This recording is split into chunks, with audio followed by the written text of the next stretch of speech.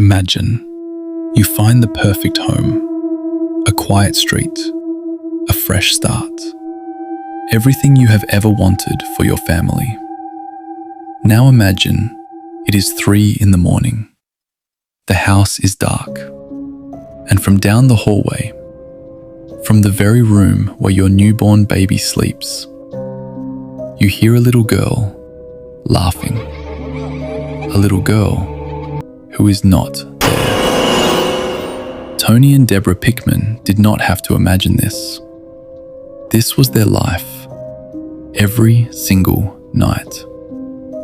Welcome to the Sallie House, the most documented haunted location in all of American history, and a story so deeply disturbing that the family who survived it still refuses to speak about it.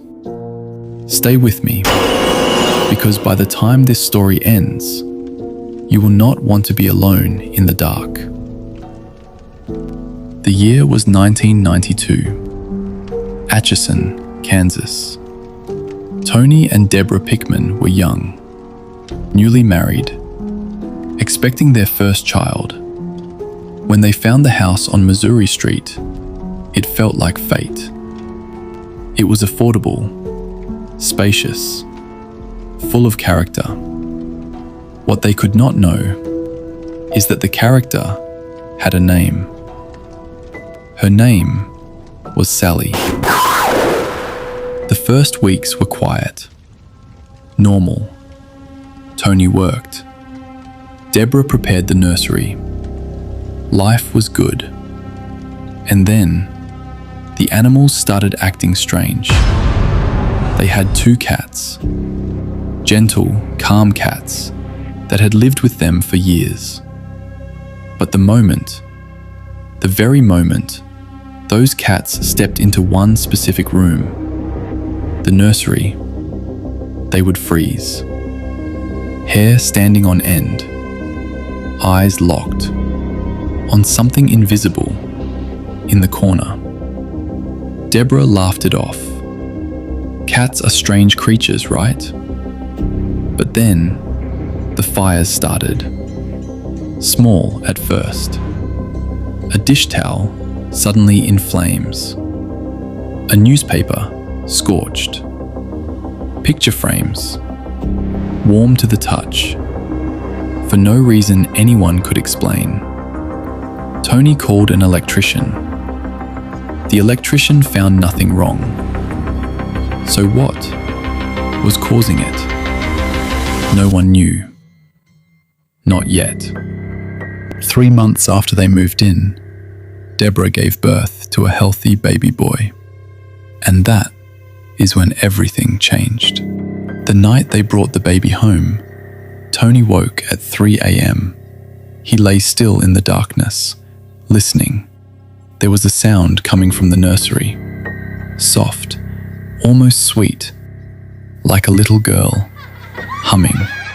He got up, walked slowly down the hallway, pushed open the nursery door.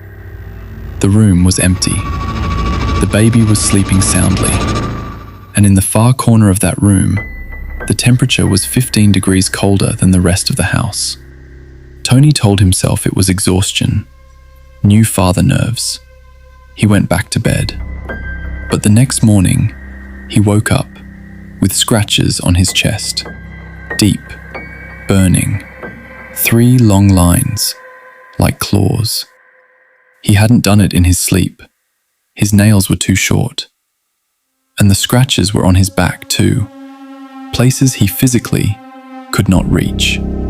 He showed Deborah. They both went silent.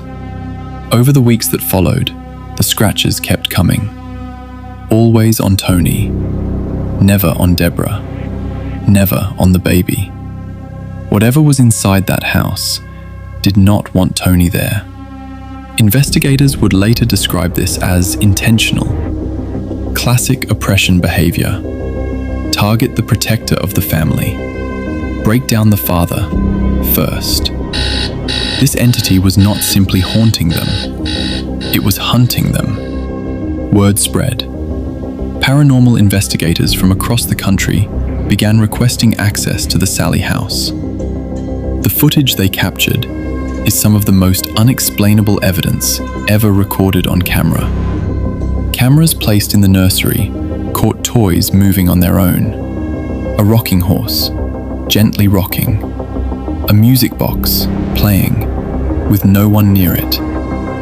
One investigator set up a thermal imaging camera in the living room. On the recording, you can see clearly a small figure, roughly the size of a child, moving slowly across the room and disappearing directly into the wall. A child-sized heat signature in a completely empty room.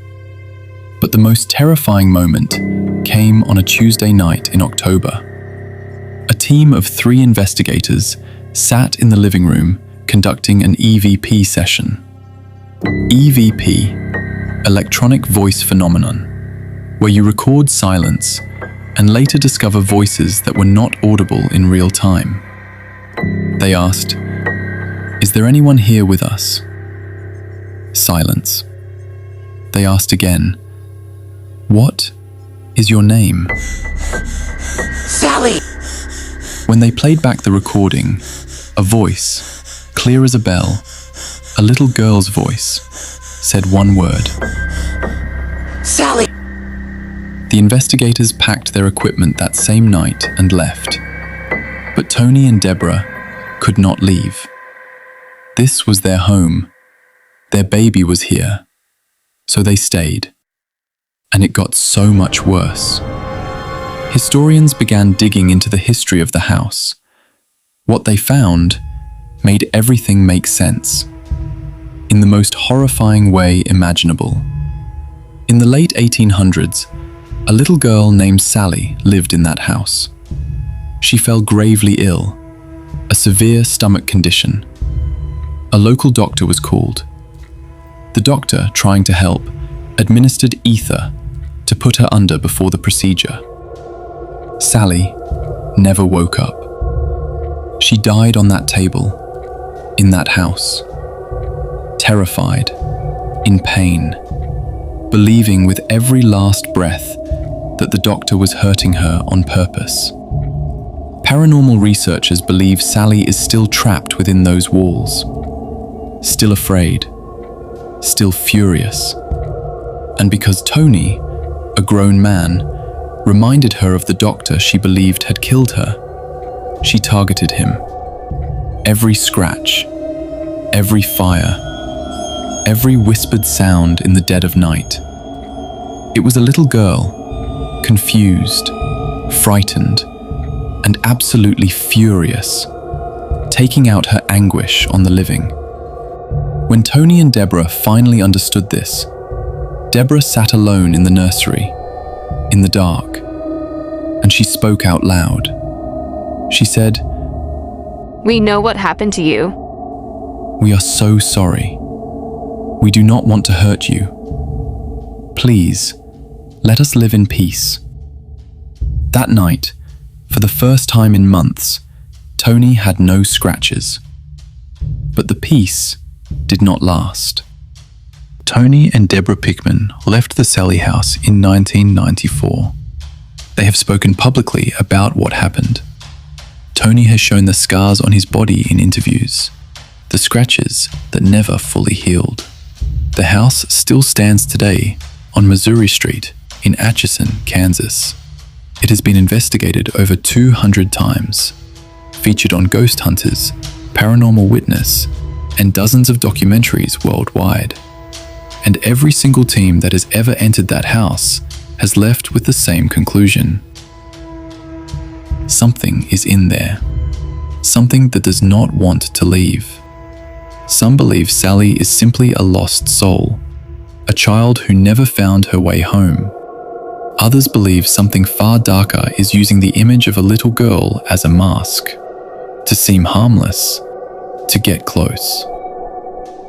I will let you decide which you believe, but here is what I will leave you with tonight. The current owners of the Sallie House rent it out as a haunted experience. You can book a stay, spend the night, if you dare. Hundreds of people have taken them up on that offer. Almost none of them make it to morning without leaving.